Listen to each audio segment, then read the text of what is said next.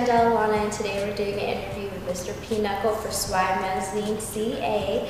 And how are you doing, Mr. PKNUCKLE? I'm doing good. How are you? Happy New Year to you. Happy New Year to you as well. Well, we're first asking is, there's a brief description of like where you're from and like what inspired you to be in like the music industry. Well, basically, I come from an Armenian background. I was born in Queens, New York, and I grew up in LA. So I'm pretty much a LA-based artist. What inspired me to do music pretty much was the fact that I've always been doing music since I was like 2-3 years old. Picking up guitar or parents take me to someone's house, I'm jumping on their piano and their keyboard and stuff. So it pretty much I feel like I was born to do what I do. Right, absolutely.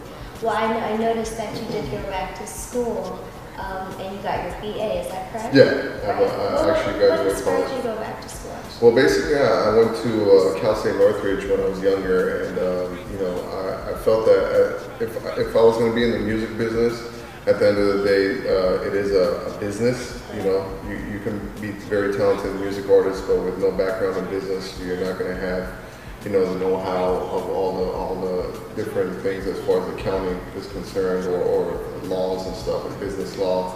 So I felt that when I graduated high school, I went straight to Cal State Northridge and studied marketing as a minor and business. But I ended up dropping out.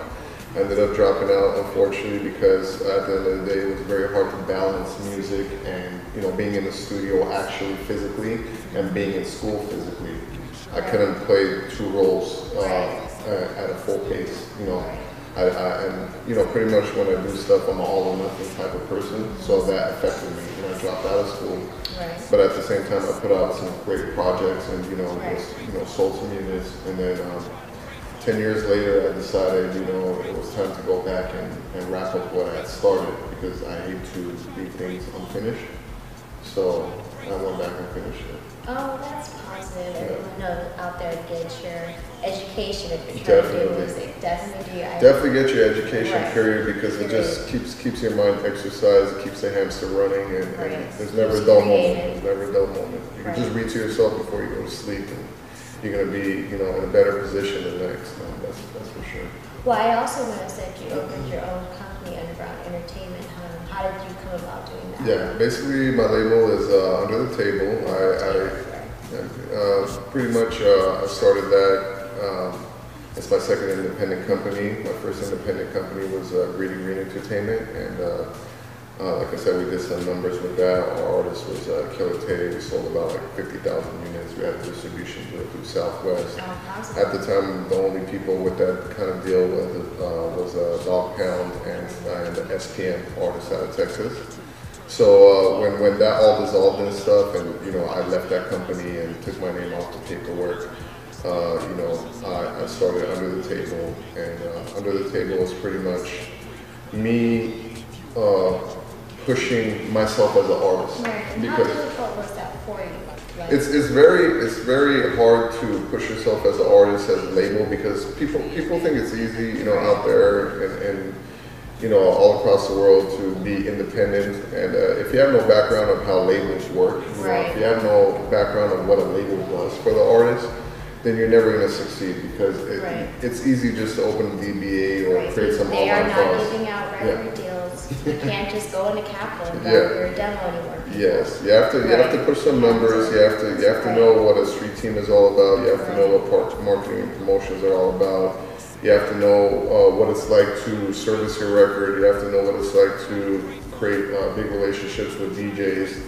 And big meaning in a sense, like we're not talking about, I ran into so-and-so, we had a drink at the bar, it has to be an existing relationship where they believe in you and your product, and DJs break records to this day. Music, not just your party skills. They still break records, example being like Cali Swag District, which I heard, was in the building, and, DJ Charisma, shout out to her, and Power 106, and, help breaking records like that and making them, national hits. Right. Well, tell some of the people of some of the projects that you've released and what video projects you have going on and currently going on in the future. Yeah, basically right now we just dropped a mixtape through Be Real TV. Shout out my whole fam over there. That's Be Real of Cypress Hill. He has an online TV show called BeReal.tv. Check it out. It's easy. Sign up. It's free. we put out a mixtape called Peak My Demo.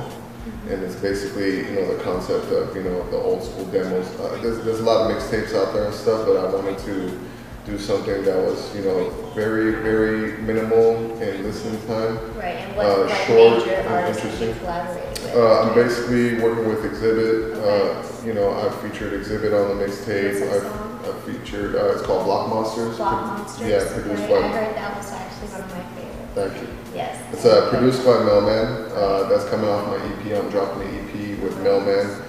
Shout out the real Mailman #9. Mailman, who used to be with Aftermath, currently just working on his own. We basically put together an EP. The EP so far features Exhibit. It features Slim the Mobster. It features Butch Cassidy. It's great music, man. Great record. That's and, positive. Well, I also heard that you recently signed to Universal, which is Thank you. congratulations on Thank that. you. Definitely, Thank you. most definitely. So, what are some of the projects that you have coming out of Universal? Out of that project that you just This month we'll be dropping a single featuring the Union Twins called Twerk. Oh, nice. I basically did that record a year ago before I was signed to them, but that goes back to timing and knowing when to release records and not be, when you have something good, it's good to be excited about it, but you have to put together a right plan and have the right team behind the record. So I'm putting that out through them. I'm putting out the EP through them. I'm, working on a couple other stuff. I'm working on a track with Little Keys, who's a SOD Money Gang producer for Soulja Boy and Little B. So I got a hot one from him. Okay, what's that song called? That one is called Swish. Swish. Yeah, Oh, took me a second to remember. No problem. So it sounds symbolic stuff, I you know know what I'm saying? how artists are. We get, Yeah.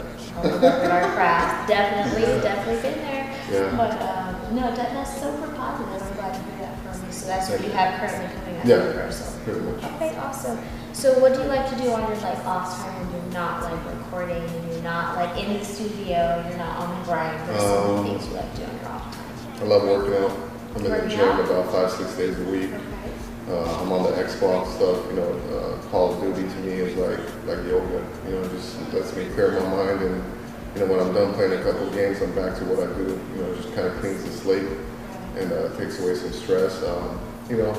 As far as just being out there with my family and friends, and definitely just being there for people because they're always there for me. My team has carried me to this point, That's and very important. it's very important not to forget your team. Not to forget your team.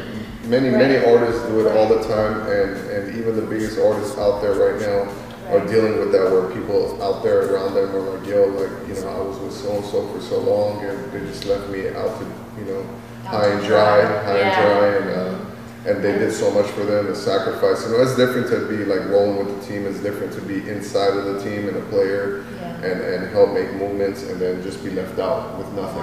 Right. And I'm not. Sometimes it just doesn't have to be money and stuff. No, it but just opportunity, opportunity, a job, something, a spin-off. You teach them how to, you know what I'm saying? Give them fish. A spin-off. You teach them how to fish. You know what I'm saying? Yeah, spin-off. Give them their own situation, their own distribution situation, where they can bring some talent scouting or something. Don't just be like, yo, I never knew dude, especially when they just helped you sell millions of records or made you relevant to the public. So, what advice would you give someone who's trying to open their own label and trying to be their own independent artist? For someone who's been there and done that, has been in the game. So, what would you give advice to someone? The advice I'll give, as far as the artist to begin with, is definitely just work on know where your talents lay. Okay, don't be out there, telling people something is a hit record. Every record you record, I know you're excited about it, and telling people it's a hit record. One of my old producers, One Eye, who produced "Put Your Back Into It" for Ice Cube, and his manager Justin Trugman once said, can we sell it? And if we can sell it, then it's a hit. If not, it's garbage. And it's the same situation with all artists. That's how I look at my music. Definitely know where your talents are, what your key points are. Focus on those. If it's singing, stick to the singing. If it's rapping, stick to the rapping. Don't try to sing. If you're gonna sing, get a vocal coach. Do things the right way. You know, people out there are not stupid, especially with the online exposure and the World Wide Web being so vast these days. There's so much talent, and they know what's good and what's bad. You know, you're gonna put your head on the chopping block, expect to get chopped. You know, the comments are not nice these days. You know what I'm saying? When you look on pages, they're gonna let you have it. They're gonna let you know what time it is. You have to have a thick skin. Yeah, for sure. exactly. Definitely. And as far as the label owner part, know your background of what you're trying to do. Know what it's like to service a record. Know what it's like to create regional buzz. You know, don't focus on the United States if you don't have your own city on lock. If you don't even have your own town on lock, and your town on lock does not mean all your friends and family are talking about you. Someone once schooled me and told me that if you don't have 10 local DJs speaking highly of your name or know about you, then you're definitely not doing your job. No one knows who you are because because when labels come to the area or A&Rs come to the area, they ask the DJs, yo, who's popping, you know? And if 10 of your local DJs are like, yo, it's PKNUCKLE, man, I'm telling you, I got this record, you gotta hear it. And they hear it from 10 different DJs that are not associated with each other, whether they're Bum or Fleet or whatever crew they're from. That's gonna open their ears to check you out and see what you're about, because they're the messengers. The DJs are the messengers, and if they know about your music, then you know the hierarchy feels like they're left out of something, and they want a piece of that or a part of that movement. Well, last but certainly not least, you want to give a shout out to all your friends and your family and the people that supported you throughout your whole movement. Yeah, of course. I mean, I definitely want to give a shout out to everyone that's surrounded by me under the table, grip tight. You know, my team, Trevino Music Group, Universal, for the opportunity, everyone else around. Well, that's definitely positive, but we're basically wrapping up. Thank you for the interview. Thank you for the opportunity. Yeah, I had a lot of fun. And I had a lot of fun. Thank you. Until next time. I try to pray for the girl. All they ever did was promise her the world. Now they broke that promise. Now it's a contest. Who gonna pull up in their brand